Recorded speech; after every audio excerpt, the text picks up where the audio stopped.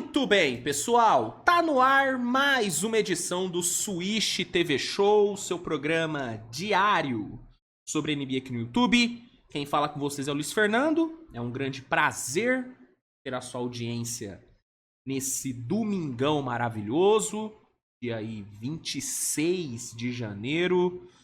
Vamos entrar na última semana do mês, o mês realmente passou voando. E bom, pessoal, no programa de hoje, nessa edição de número 95, eu vou comentar sobre os jogos de ontem. Ontem tivemos uma super rodada com 14 jogos, teve jogo o dia inteiro, foi uma loucura. E aí, no episódio de hoje, eu vou comentar sobre cada uma das partidas, né? Vou dar os meus pitaquinhos sobre cada um dos jogos. E vai ser basicamente isso, né? Até porque hoje é dia de final de conferência na NFL. Temos agora à tarde Commanders e Eagles e à noite temos, né, o gigantesco, né? Gigantesco entra em campo. Então eu não vou, né, não vou me estender muito no episódio de hoje, porque eu não quero perder nenhum jogo da NFL, né? Hoje só tem um jogo na NBA, né? Só tem o Gigante Tandão contra o Blazers. Então hoje é dia de NFL. É dia de NFL. Então vou fazer rapidinho o programa de hoje, até porque muitos de vocês também vão querer assistir as finais de conferência da NFL. Então vou aqui, né, fazer o programa num ritmo um pouquinho mais acelerado. Até porque tem muito jogo pra comentar também, né? Então se eu ficar enrolando muito, o programa vai durar 1h30. Então vambora, roda a vinheta e vamos começar esta bagaça. Vai! Beleza então, pessoal. Vamos iniciar, né, comentando aí sobre o jogo que abriu a rodada de ontem, que foi o segundo confronto entre Pacers e Spurs lá em Paris. Os dois times já se enfrentaram durante a semana lá em Paris. Foi um jogo onde San Antonio conseguiu vencer e vencer bem. O Wembanyama fazendo uma atuação gigante no primeiro jogo. E aí ontem tivemos a revanche e o Spurs... Cara, o Spurs esteve muito perto da vitória, né? San Antonio chegou ali nos últimos 4, 5 minutos ali do terceiro quarto, vencendo por 77-76. Né? Tava ganhando o jogo. O Wembanyama bem e tal, o time jogando bem. Sofreu ali no primeiro tempo, mas conseguiu se recuperar ali no terceiro quarto e tal. Então, o Spurs estava encaminhando ali a vitória, né? A segunda vitória em Paris, que seria maravilhoso. Mas aí, o Spurs tirou o Wembanyama de quadra. E a partir do momento que o Wemby saiu, meu amigo, o caos tomou conta de San Antonio. Né? Foi o Wembanyama sair que o Spurs simplesmente parou de pontuar. Né? A partir dos 4h56 do terceiro quarto, San Antonio só marcou 21 pontos até o fim do jogo e tomou 60. Tomou 60. O Haliburton, cara, o Haliburton chegou a marcar 16 pontos em 3 minutos. É uma coisa impressionante. E aí, com esse derretimento colossal, o Spurs tomou a virada, perdeu por 136-98, né? Acabou tomando uma surra e saiu de Paris meio que no negativo, porque beleza, ganhou o primeiro jogo, mas pô, esse amasso no segundo foi uma coisa impressionante. Foi realmente uma coisa impressionante. Então, com certeza, San Antonio entrou no avião com o lombinho quente e o Pacers, velho, com a moral lá em cima. Né? Buscou o jogo, buscou fez um fim de terceiro quarto e um quarto período sensacional. Cara, o Indiana colocou 38-12 no quarto período. Foi uma coisa impressionante. Haliburton entregando uma atuação de gala, 28 pontos pro Haliburton, 6 de 9 no perímetro.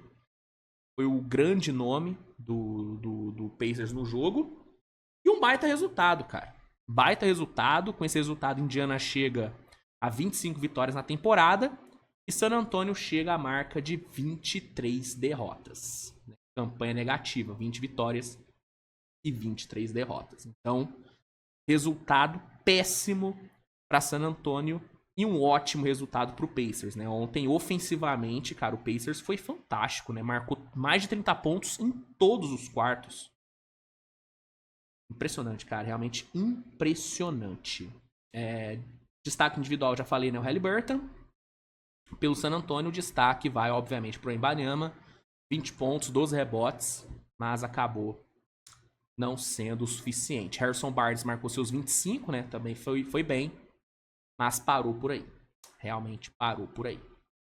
Seguindo aqui, tivemos, né, o atropelo do Minnesota Timberwolves contra o Denver Nuggets. Esse que era um dos jogos mais aguardados da rodada, né? A reedição da melhor série do último playoff. Existia toda uma expectativa de ser um jogo bom, de ser um jogo pegado. São duas equipes que vêm construindo uma certa rivalidade aí nos últimos tempos. Só que acabou sendo um passeio, né? Minnesota, jogando em casa, venceu fácil a equipe de Denver por 133-104. Foi um jogo onde o Minnesota dominou desde o minuto 1 e em nenhum momento perdeu o controle da partida. Coletivamente, tudo funcionou bem em Minnesota. A defesa foi muito bem, o ataque foi muito bem, eficiente, né? Anthony Edwards fazendo um jogo sensacional, de 34 pontos, 9 assistências, né? O Edwards ontem, ele passou o Karl Anthony Towns e se tornou o jogador com mais bolas de 3 convertidas na história do Minnesota. Então uma noite muito marcante pro Edwards. E uma vitória enorme, cara. Uma das vitórias mais dominantes do Minnesota na temporada. Marcou 40 pontos no primeiro quarto, 31 no segundo e 38 no terceiro. E no quarto período só cedeu 13 pontos pro Denver. Um Denver que teve Nikola Jokic, que teve Jamal Murray, que teve Michael Porter Jr., teve todo mundo. E mesmo assim não conseguiu competir. Nikola Jokic, inclusive, muito bem marcado pelo Gobert. O Gobert fez um trabalho muito bom em cima do Jokic ontem. Forçou muito turnover. A maioria dos turnovers do Denver partiram do próprio Jokic. E não foram poucos turnovers, né? Denver terminou... aqui, ó. Denver terminou o jogo com... Vou abrir aqui a estatística. Ó. Denver terminou o jogo com 20 turnovers e viraram 37 pontos para Minnesota. E dos 20 turnovers, ao todo foram... Vou só abrir aqui. Foram 7 do Jokic. Né? Então uma marcação muito bem feita em cima do...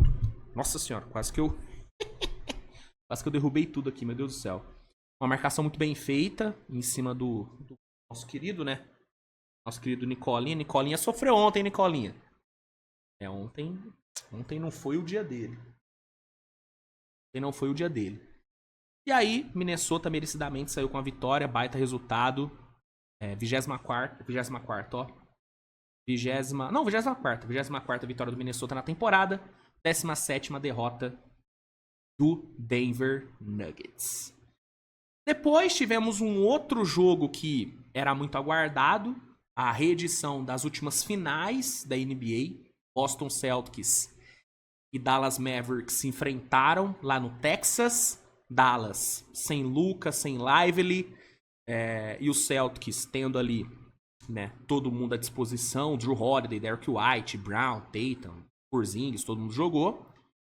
E apesar do Dallas ter lutado, né, ter feito um jogo aguerrido e tal, no fim venceu o melhor time.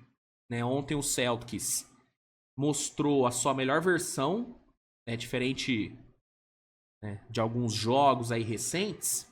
Ontem o Celtics, de fato, quis jogar. Ontem ficou muito claro que o Celtics estava levando o jogo a sério, que o Celtics estava jogando a vera. E aí é o que eu falo, né, gente? Esse Celtics jogando a vera e estando saudável, cara, é um time quase que imbatível. E foi o que a gente viu ontem. Tirando ali o primeiro quarto, foi onde Dallas conseguiu dar uma pressionada. Durante o resto do jogo, velho, o Celtics foi soberano. Foi soberano. Meteu 34-20 no segundo quarto e 37-27 no terceiro. Um trabalho impressionante ali nos dois lados da quadra. Uma execução maravilhosa no ataque. Cuidando bem da bola, rodando bem a bola, achando bons arremessos. O Celtics terminou o primeiro tempo sem nenhum turnover cometido. Isso nunca havia acontecido na temporada. Nunca, né? Na temporada do Celtics, no caso. Então, um resultado espetacular. Um resultado que vem no momento onde o Celtics precisava de um jogo desse. Né? Ontem até apareceu ali na transmissão da ESPN que o Celtics, até o jogo de ontem, né, havia perdido 5 dos últimos 10 jogos, incluindo aquele vareio que tomou do Lakers no Clássico. Então o Celtics estava pressionado e precisava dar uma resposta. E deu. Deu a melhor resposta possível, vencendo um rival, vencendo o atual vice-campeão e vencendo com autoridade. Ah, Luiz, nossa. Pô, tava sem o Luka, tava sem o Lively. Beleza, isso obviamente teve um impacto muito grande no resultado. Com Luka e Lively, o jogo poderia sim ter sido diferente. Só que a pegada que o Celtics mostrou no jogo, cara, sinceramente eu não sei realmente se o Celtics teria perdido o jogo de ontem, porque o Celtics teve um nível de execução que foi muito parecido com a execução que teve nas finais, onde o Dallas não viu a cor da bola. Então, eu realmente acho que pelo que o Celtics apresentou ontem, independente dos desfalques, eu acho que o Celtics ganharia de qualquer forma. Porque é um time muito difícil de ser batido quando joga nesse nível, quando executa nesse nível.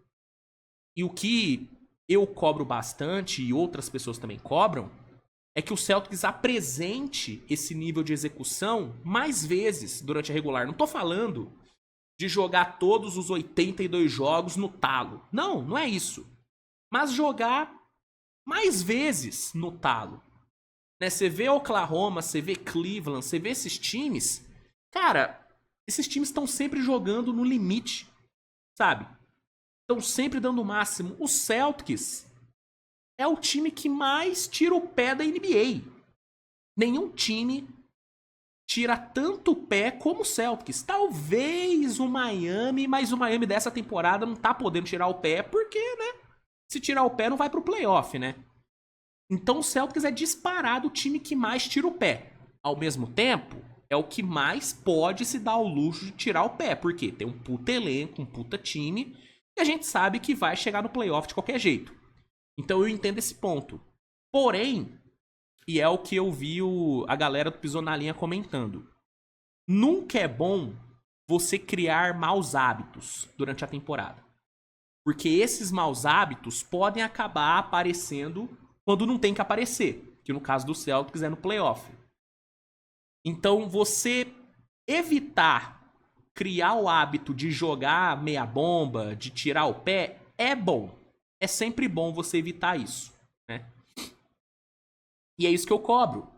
A gente sabe... Cara, é nítido que o Celtics pode jogar 30 vezes mais do que tava jogando nos últimos jogos. A gente sabe que esse time pode apresentar. E ontem a gente viu isso. Uma execução impecável e uma vitória, uma margem relevante.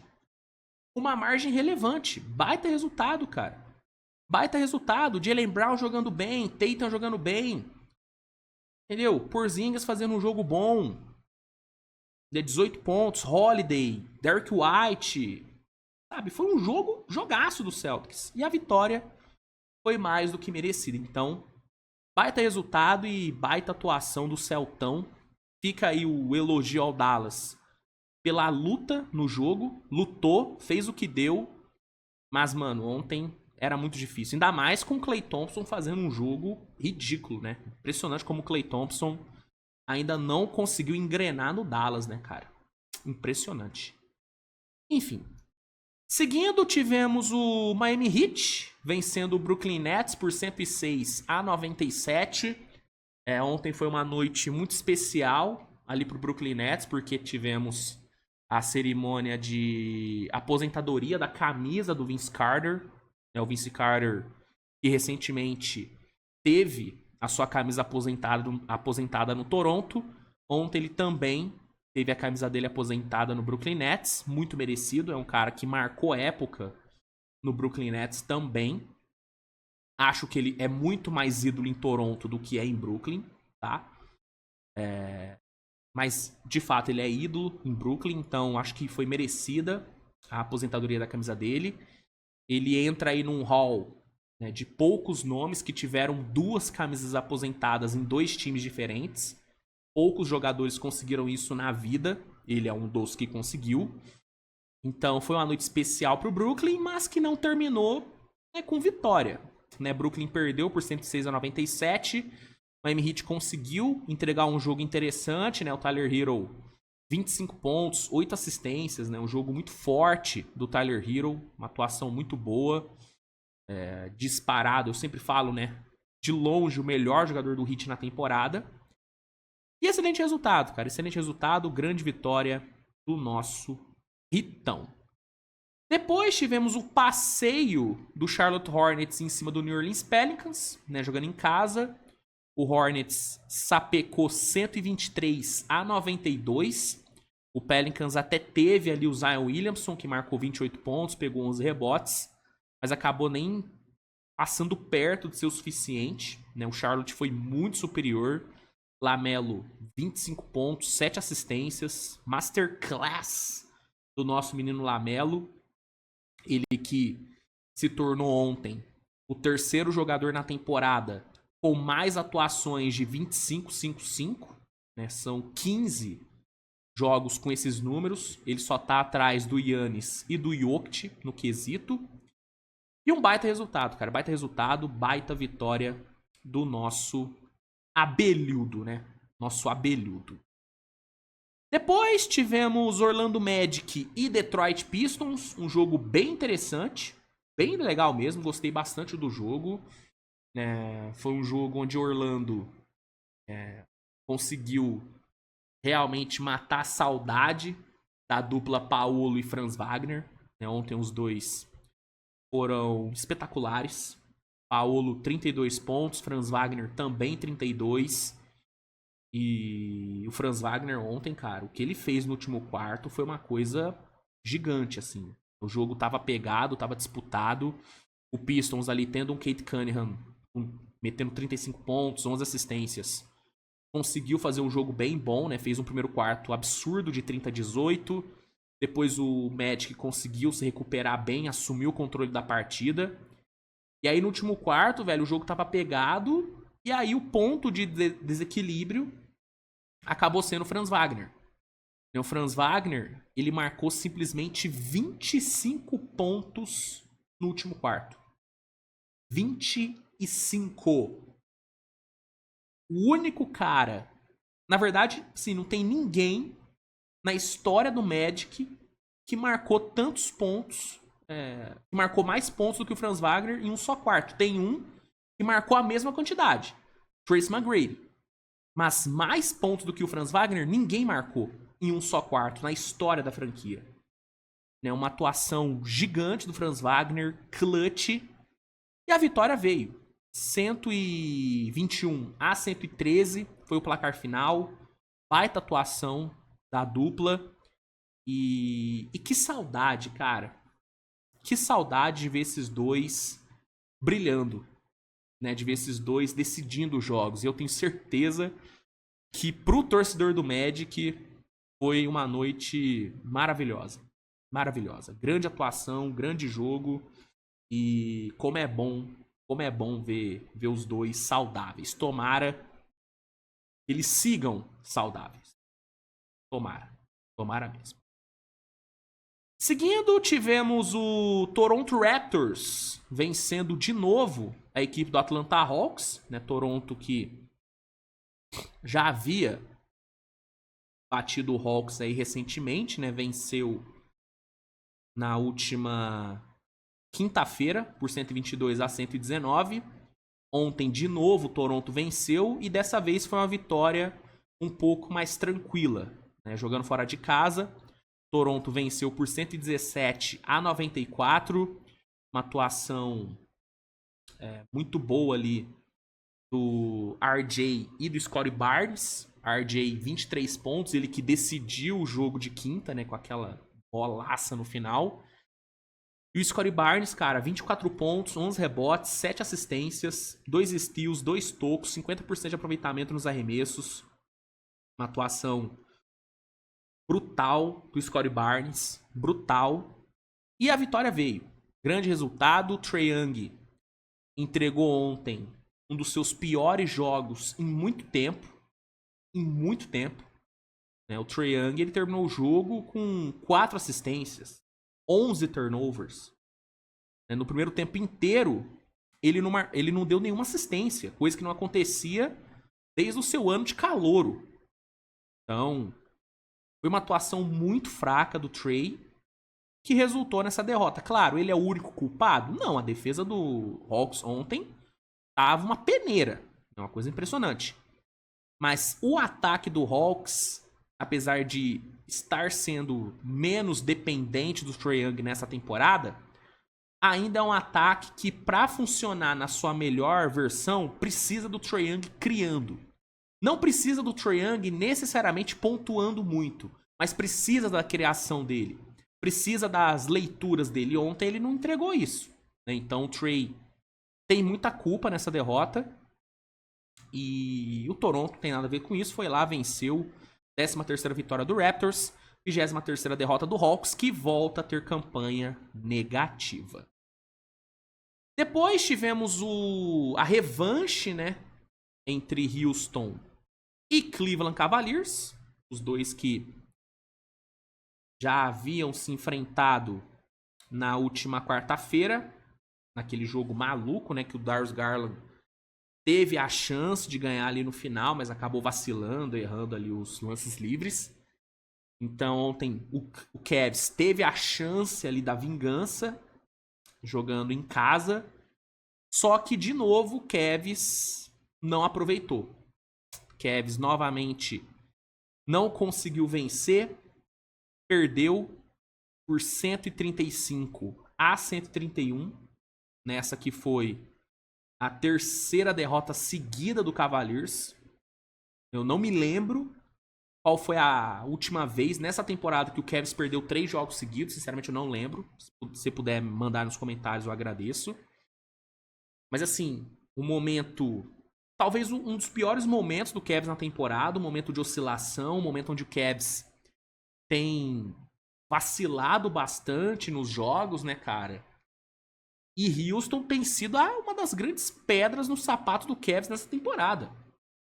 Né? Tanto que o Cavs só perdeu 3 jogos para times do Oeste nessa temporada. 1 pro Thunder e 2 pro Houston. Né? E foi a segunda derrota seguida para Houston. Então, temos aí talvez a criptonita do Cavaliers, né? Será que achamos a criptonita do Cavs? Talvez. Talvez. Houston conseguiu 2 resultados muito importantes. E nos 2, um nome foi, né? Foi comum. Né? Um nome comum, assim, foi nos 2 jogos, um nome foi importante. Né? Foi crucial. Lamar Thompson. No jogo de quarta, 16 pontos, 16 rebotes. Career high dele em rebotes nesse jogo. Sendo muito importante nas 2 pontas da quadra. E ontem, cara, mais uma atuação gigante do Aman. 23 pontos, 14 rebotes, 10 assistências, 61% de aproveitamento nos arremessos. Foi o primeiro triple-double dele na carreira. Né? Não, na temporada, perdão. No ano passado ele conseguiu um triple-double, se eu não me engano. Mas na temporada foi o primeiro triple-double dele. E, cara, gigante no jogo. Gigante o Aman Thompson. Ele que é aquilo, mano. Não existe a menor possibilidade dele sair desse time titular agora. Não tem mais. Não tem mais. Ah, mas... Pô, e o Tari Issa, hein? Será que não pode? Pô, e o Jabari quando voltar? Ah, meu amigo, sinto muito, viu, Jabari? Mas quando você voltar, você vai ter que esquentar o banquinho. Porque o Aman não sai mais desse time. Não sai mais. Ontem ele foi o cara com a maior minutagem do Rockets. 41 minutos. Entendeu? Não tem como esse cara sair. Até porque a química dele com o Şengün, com o Van Vliet, com o Jalen Green é fantástica, inclusive. Né, o que o Van Vliet e o Jalen Green jogaram ontem foi brincadeira, hein? Şengün também meteu 26 pontos, mas, pô, o Van Vliet 6 de 9 no perímetro e o Jalen Green 5 de 11. Os caras acabaram com o Cavs ontem. Cavs que teve ali Garland jogando muito bem, 39 pontos. Donovan Mitchell, 33 pontos, jogou bem. Jordan Yang, 6 bolas de 3 vindo do banco. Né, um gorducho Jordan Yang, que tem o famoso corpo de pai, né? Corpinho de pai, o Jordan Yang. Só que mesmo assim não conseguiu ganhar, mano. Não conseguiu ganhar. E o que tem chamado a minha atenção nesse time do Cavs aí, nos últimos jogos, além dos vacilos em clutch time, é a defesa, cara. A defesa de Cleveland não tá legal. A defesa do Cavs, ela não é uma defesa de elite nessa temporada. Não é. Mas ela vinha sendo uma defesa boa. Só que, cara, olha os últimos jogos. 135 pontos tomados contra Houston. 132 tomados contra Sixers. Tomou 134 contra Oklahoma. Cara, essa defesa tá muito problemática. Tá muito problemática. Nos últimos jogos, o Cavs foi um time unilateral. E o que eu falo sobre times unilaterais na NBA? Não costumam ter sucesso. Não costumam chegar longe. Você precisa ter equilíbrio para chegar longe. E o Cavs, durante a temporada, mostrou muito desse equilíbrio. Nos últimos jogos, não. Então, acho que é um ponto para o Kenny Atkinson prestar atenção. O time precisa de ajustes, porque a fase, nesse curto período, não é boa. Não é boa. Então, acho que é importante, né, os caras darem ali uma conversada, porque não tá legal. Não tá legal mesmo. Não tá legal mesmo. Vamos lá, gente. Tá acabando, hein? Depois tivemos Kings e Knicks se enfrentando lá no Garden. Knicks conseguiu uma vitória brilhante por 143-120. Jogo muito movimentado. Sacramento conseguiu produzir muito no ataque. Sabonis entregou um belíssimo triple-double de 25 pontos, 13 rebotes e 12 assistências. Mas, assim como faltou defesa pro Cavs, faltou defesa também pro Kings. O Knicks conseguiu ser muito produtivo. 143 pontos marcados. Teve ali, né, todo mundo basicamente conseguindo entregar um grande jogo. 4 jogadores com 25 pontos ou mais na partida. Mikal Bridges, Towns, Brunson, o Josh Hart entregando mais um triple-double, o 12º dele na temporada. Foram 20 pontos, 18 rebotes, 11 assistências, com 57% de aproveitamento. Temporada enorme do Josh Hart. Enorme, melhor temporada dele na vida. Na verdade, foi o 12º triple-double da carreira, tá? Não na temporada. Peço perdão. Mas ele é um dos líderes em triple-doubles na temporada, né? Isso tem que ser citado. Então, mais uma atuação gigante do Hart, que é, né, literalmente o coração desse time do Knicks. E uma baita vitória, cara. Baita vitória, enfrentando um Kings crescendo aí na temporada, né, cara? O time em ascensão, o Knicks foi lá, venceu bem. 30ª vitória do time, 30 vitórias na temporada, 22 derrotas do Kings. E resultado realmente magnífico. Magnífico o resultado pro Nicão. Depois tivemos Filadélfia de novo conseguindo vencer né? O mesmo Sixers que venceu o Cleveland conseguiu ontem vencer a equipe do Bulls. Uma boa vitória por 109-97. De novo, teve uma atuação enorme do menino Maxey. Jogou demais, Tyrese Maxey. Mais uma atuação muito boa dele que, cara, é bizarro que o Maxey tá jogando. Uma coisa impressionante. Foram 31 pontos e 9 assistências pro Maxey. O 10º jogo seguido dele, marcando pelo menos 25 pontos. Essa que é a 4ª maior sequência da liga nessa temporada. Segunda vitória seguida do Sixers, né? 2 vitórias em 2 noites. E fora de casa, né, cara? Enfrentando um Bulls que é um bom time, que é um time competitivo. Resultado importante, cara. Resultado bem importante. Consegue diminuir a diferença para Chicago para apenas 2 jogos, o que é muito importante. E o Maxey é monstruoso, né, velho? Felizmente, pelo momento péssimo, né, que o Sixers vive, a temporada do Maxey, ela tá passando meio que, né, abaixo do radar. Tanto que ele nem tá sendo cogitado pra All-Star. E eu não acho absurdo ele não ser cogitado, porque realmente é uma temporada que tá passando em branco, tá passando desapercebida. Mas é uma temporadaça. Né? No fim do ano, se o Sixers conseguir se recuperar, a gente vai olhar pra essa temporada do Maxey e vai perceber o quão absurda ela tá sendo, cara. Carregando o time na maioria das noites. Né? Pouca gente pode estar percebendo isso, mas o Maxey, ele virou o franchise player do Sixers. Tá? O Embiid tem esse título? Tem. Mas ele não tá exercendo. Ele não tá exercendo a função de franchise player. Não tá exercendo o cargo. Esse cargo passou pro Maxey. E eu vou levantar uma questão aqui, tá? Posso causar uma polêmicazinha? Tá liberada? Polêmica nesse domingo? Vamos lá. Eu não acho uma ideia ruim, pensando aí num cenário onde o Sixers decepcione e não vá pra pós-temporada. Eu não acho uma ideia ruim trocar o Embiid no off-season. Não acho. Não acho.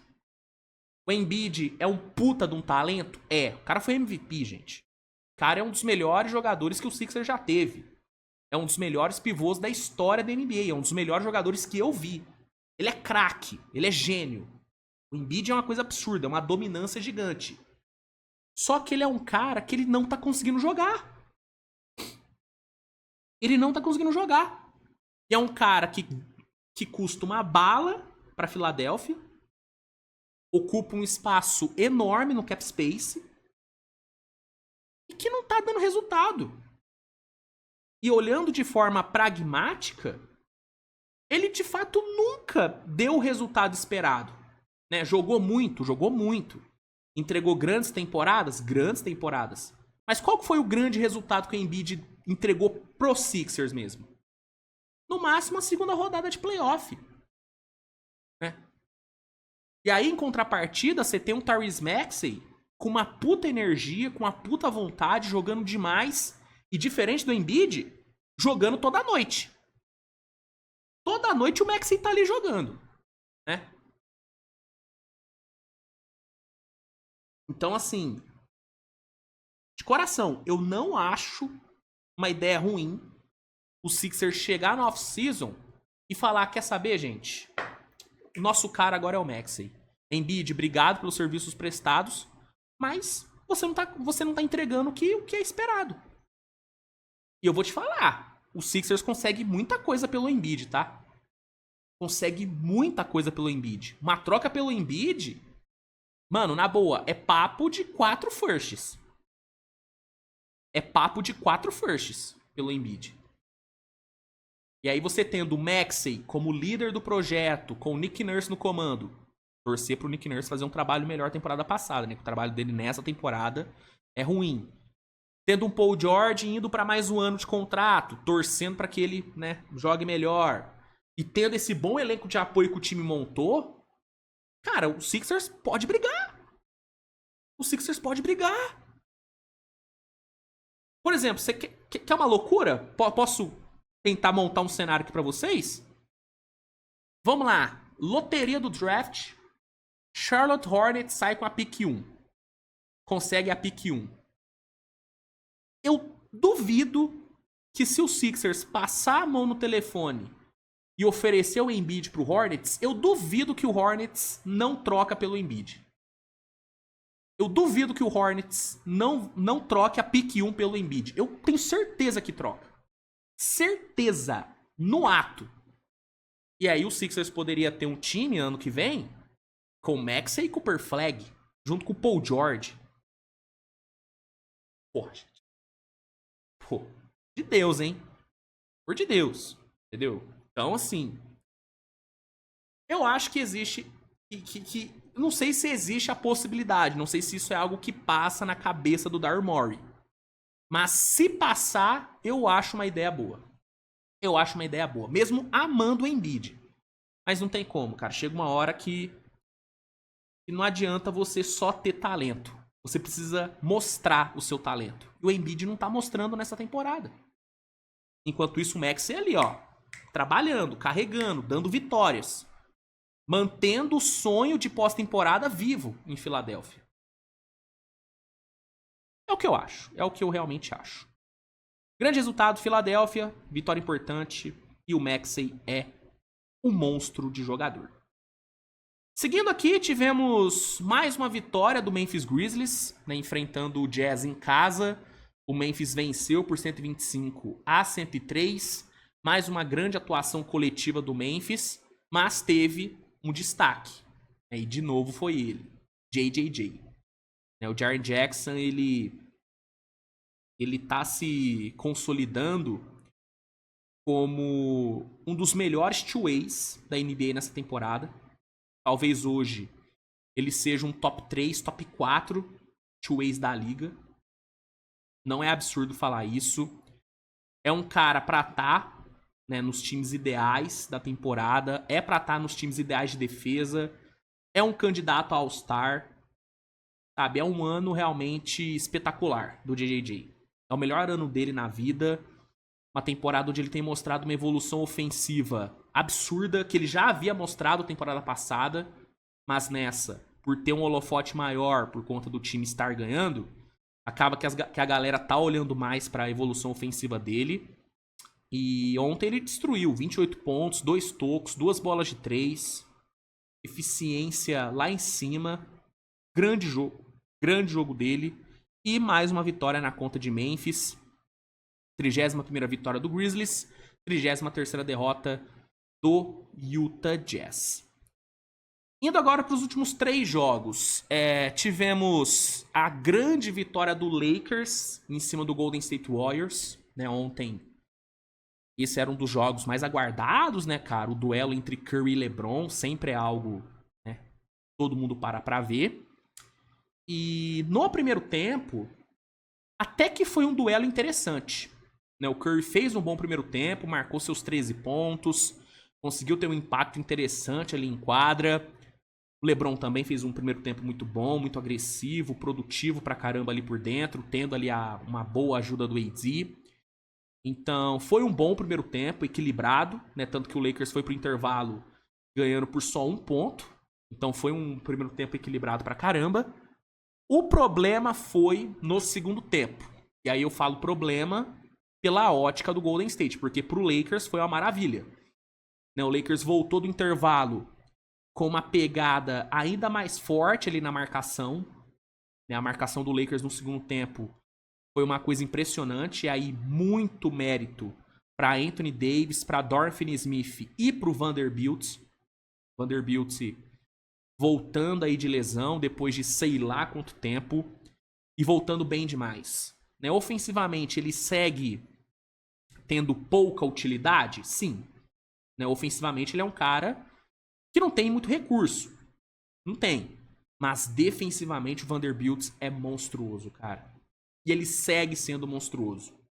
É um defensor absurdamente versátil, atlético, inteligente pra caramba. Ele tem um QI defensivo que poucos jogadores na liga têm. E aí, bichão, quando você alinha esse cara com Dorian Finney-Smith e Anthony Davis, mano, você tem um potencial, uma das melhores defesas da NBA. E ontem, no segundo tempo, o Golden State sentiu na pele, cara. O Golden State não conseguiu jogar direito no segundo tempo. Até conseguiu matar algumas bolinhas ali com o Podziemski, com o Post, né? O menino Post ali, o novato. O próprio Andrew Wiggins ali apareceu em alguns momentos. Mas o jogo do Warriors não fluiu. O Curry foi totalmente anulado no segundo tempo. O Curry não pontuou no segundo tempo. Não pontuou. Né? Eu acho que foi a primeira vez que eu vi o Curry não pontuando em um segundo tempo, cara. Eu não me lembro de um outro jogo onde o Curry não pontuou. Realmente eu não me lembro. Não me lembro. Então, a defesa do Lakers fez um trabalho espetacular. E aí, aliada a uma produção gigante do LeBron ali por dentro, o Anthony Davis também produzindo, né, com o Dalton Knecht matando bolas de 3, cara, o Lakers conseguiu fazer um segundo tempo espetacular. Venceu as duas últimas parciais por 30-25 e 29-25. E conseguiu um baita resultado lá no Chase Center. 118-108 foi o placar. Né, a terceira vitória seguida, né, do Lakers. E uma vitória importantíssima, né? Contra um rival direto de conferência. Um dos grandes rivais aí, né, da história recente. Tendo vencido na rodada anterior o Celtics, né? Então esse pra mim é um dos melhores momentos do Lakers na temporada.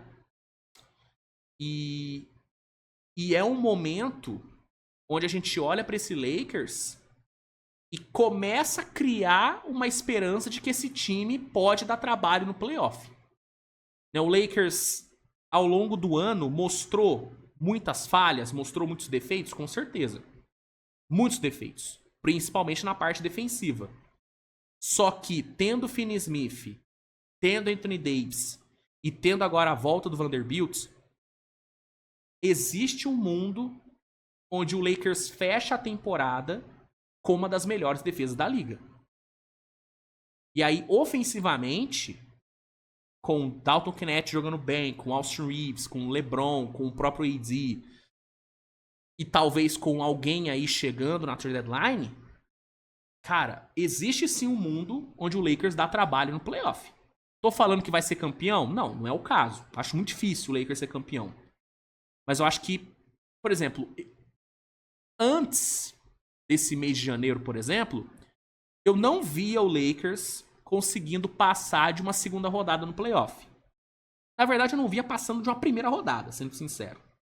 Agora, e não só por conta dessas 3 vitórias, muito por conta delas, mas não só por conta delas, mas por conta do janeiro mesmo do Lakers, eu já consigo ver esse time podendo sonhar com uma semi ou até final de conferência. É ousado apostar no Lakers numa final de conferência? É ousado.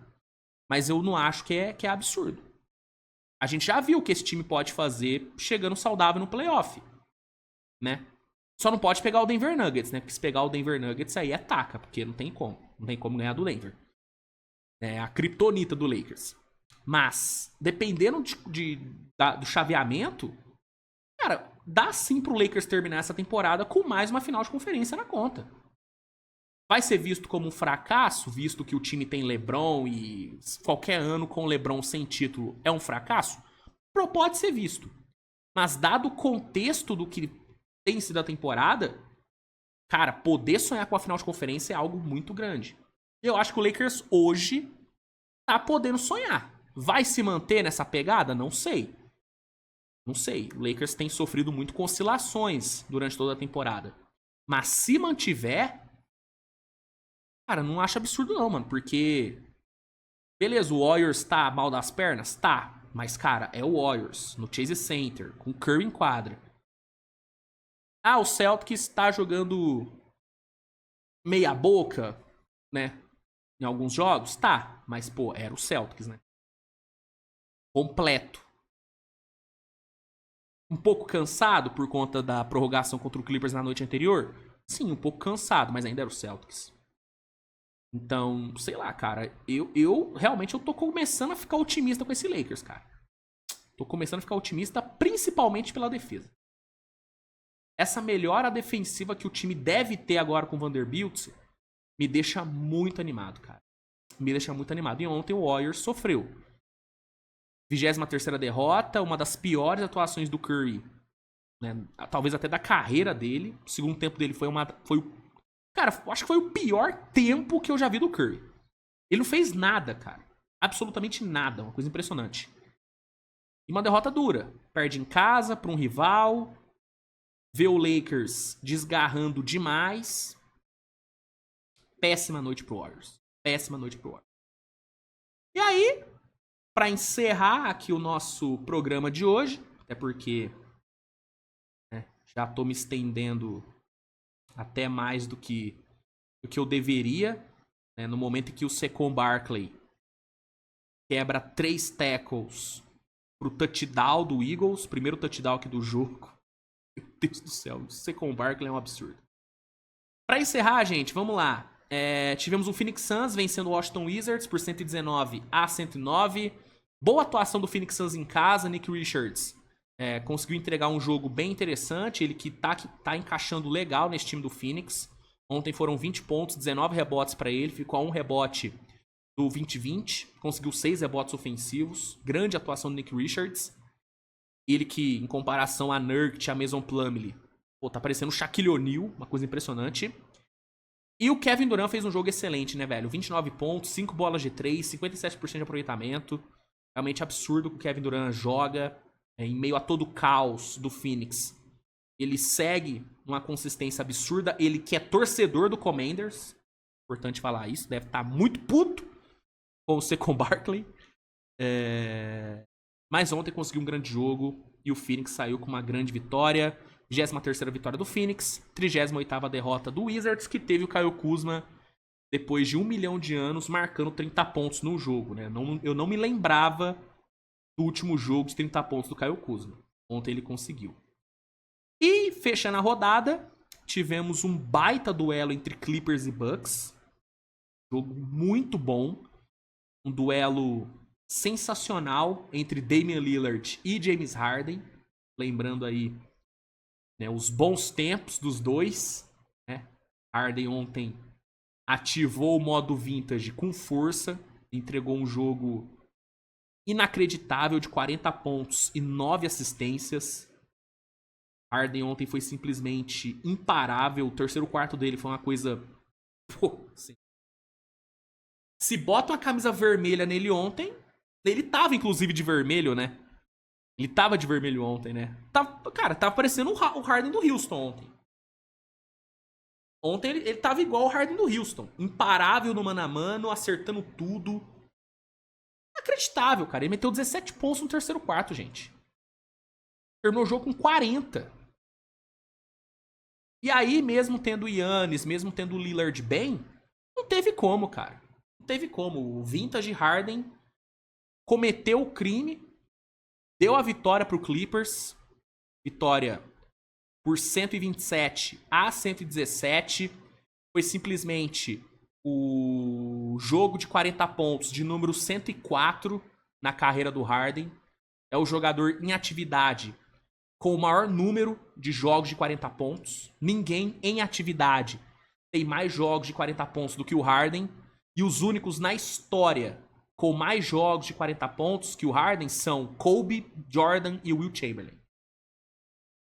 É desse nível de jogador que a gente tá falando.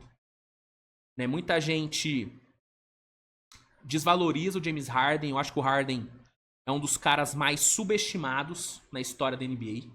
Eu realmente acho. Acho que as pessoas não têm a real dimensão do que é o James Harden. E do que foi o auge dele. Mas é muito legal nessa temporada a gente vê ele dando esses vislumbres, né, do que foi o prime dele.